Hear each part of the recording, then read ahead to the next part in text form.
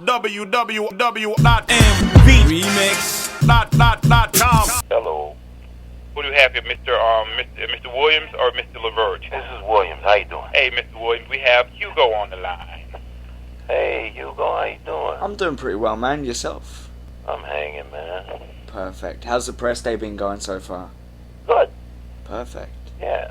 Alright, so let's see. A lot of people nowadays and throughout your career have looked up to you as an influence or inspiration. Who did you look up to when you were starting off? When I was starting off, I looked up to James Brown, Otis Redding, Jackie Wilson, the Drifters. I think what really got me going was Frankie Lyman and the Teenagers came to town at the Canton Memorial Auditorium. And I think after he came and performed, it seemed like 25, 30 groups sprang up all around that area. Canton, Massillon, Alliance, Ohio, Warren, Ohio, Akron, Ohio. Just groups just started coming from everywhere, singing at the YMCA, at the Urban League. And it stayed with us. Mm-hmm. One of those groups was Ruby and the Romantics. Nice. So that's what inspired me. Which of your counterparts influenced your work ethic to be what it became and has become? I didn't quite understand that. Basically, you were surrounded by a lot of very, very talented people. Was there anyone in particular that influenced you to be as determined to continue being creative? I really liked the group The Drifters. Mm-hmm. They had several different lead singers, and of course they had a lot of hits. Yeah. During those days. And I liked Jackie Wilson. I thought he was, and James Brown, I thought he was a phenomenal performer. Excellence. James Brown was just the opposite. He was a hard worker, but with excellence as well. Yeah. So I thought I got a chance to see two sides of the coin watching both of them, and actually getting an opportunity to do shows with both of them. Nice. How do you keep your content diverse while remaining on the subject of love and romance? How do I keep... Yeah, how do you... Because a lot of soul is to do with love and feelings and such, and therefore, how do you keep it fresh while remaining on the same subject? I just think if you get a great response from the audience, and we usually do when we're up to par, and we try to stay up to par, I just think the love that they give, Mm-hmm. you have to give it back. Definitely. Is there If anything... that answers your question. Oh yeah, definitely. And also, you know, you have to, you know, once you learn this craft, this is Eric, you have to go out there and project it. You have to go out there and get it across to the people. And that's not always easy, because you have to, I learned from Eddie and Walter that you have to feel people. Uh-huh. You know, you can't just go out there and think everything is going to go as planned or as you rehearsed it, you know, at your rehearsal studio. Sometimes you go out there and something might not work that worked in D.C., and it just won't work in L.A. Mm-hmm. And you have to be quick enough and have a love for those people and feel those people enough to say, oh, that's not going to work. I need to go over here and try this right this at this particular time, because I know this is what they like. Everyone can't do that. Yeah. And I learned that from Eddie and Walter. I mean, you gotta have a plan. You gotta have a game plan. But sometimes you can't run that running back up the middle. Mm-hmm. So he's gonna have to go out. You know, he's gonna have to flank out to the right. You know, and we're gonna have to improvise. Yeah. Is there anything about the industry now that you would have liked more of in your earlier years? The industry has changed quite a bit. I think the pluses of the changing industry is the technology. Mm-hmm. The way we record today isn't as taxing as it was 15 20 years ago. You can sing one hook and get it perfect, or as close to perfect as you can, and then you can fly it in. Yeah. For the rest of the song. That's a plus. Yeah. Of course, we're making more money today, and necessarily so, because things are so inflated out of proportion now. You got to make more money today. Mm-hmm. We're experiencing larger crowds today because of the facilities. The venues are much bigger and nicer. You might be too young to remember the Chitlin circuit, the quote-unquote Chitlin circuit. It was, small clubs throughout the South and part of the North. If in fact they exist, they're not being worked as much as they were 20 years ago.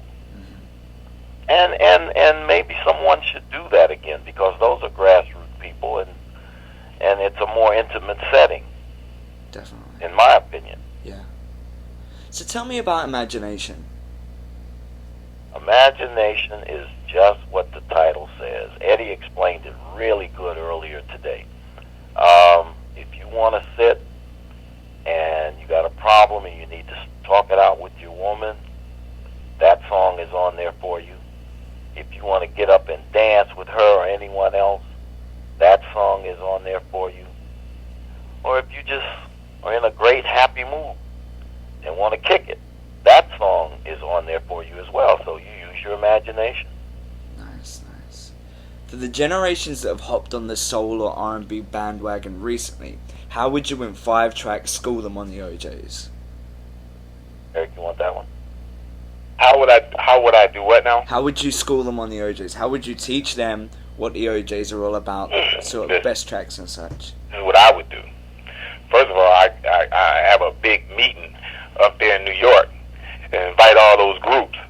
And I would tell them, man, if you're going to be in this business, you have to know this business. That means you have to go back, and try to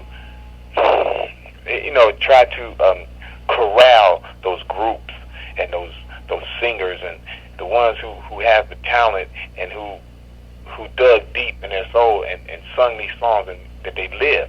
And that's the one thing that I try to tell young people today. If you haven't lived it, it's really kind of hard to sing about it, because you don't really know what that pain is. And when I watch Walter and Eddie and I watch them sing in the studio, I always wonder how they get that soul that they portray on record. It's because they lived it. And I would have them to actually take out time and corral your talent, man. Know what your strengths are, know what your weaknesses are, and whatever your weaknesses are, you need to strengthen that. And whatever you got to do. I remember having a group on tour with us one time, and it was 3 guys, and the OJs are 3 guys, and these guys never came to see the OJs sing. They were on the show with us, but they would never stick around and see us perform. And I never understood that. Yeah. I never understood how you could have guys, and you got 3 guys, and you don't watch the masters of this do that. When I was coming up, I watched the OJs, I watched the Temps, I watched Smokey Robinson, Dramatics. It didn't matter. I learned something from every one, and that's what I would tell those young groups today. Learn this. Learn whatever you're trying to do. Learn it. I mean, if you usher, you should be looking at James Brown and Michael Jackson and Jackie Wilson and Joe Tex. You should know the history of this business, not just because you get a hit record and you feel like the hit record don't make you have longevity. The OJs and the Temptations and the Four Tops, the Whispers, that's longevity. Yeah. Patti LaBelle, that's longevity. And that's because you put time in and you worked on having a hit act.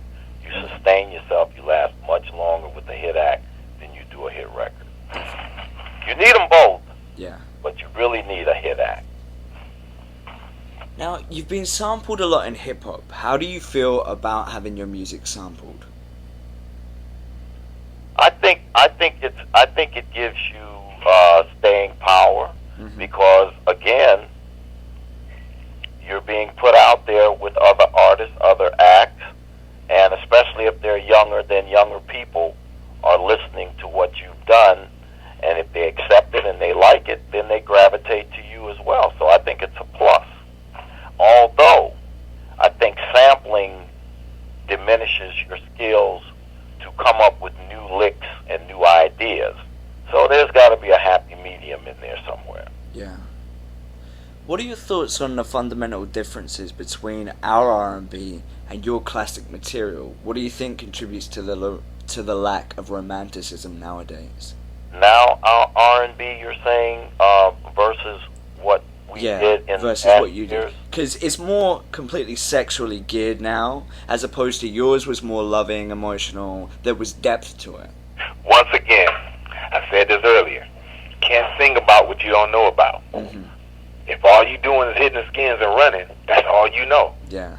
If you haven't been in love and you haven't been hurt, you can't sing about joy and pain. You can't sing it. And I think skillfully and very understandably, you have to convey it simply in a song where people can understand it, that and good lyric, that it's not complicated, and make it plain and clear. And we talk about man-woman relationship a lot, and we explain it just how it happens, how it goes down, so it isn't complicated. And I think that's the difference, the tenderness, the lovingness, the way it's explained. And sometimes it's sexual or with sexual overtones, but that's involved in a relationship, and especially a good relationship. But it's not blatant.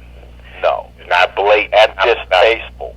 You have to have some type of reservation for other people's listening ears, and some of these artists just don't they don't care about how a person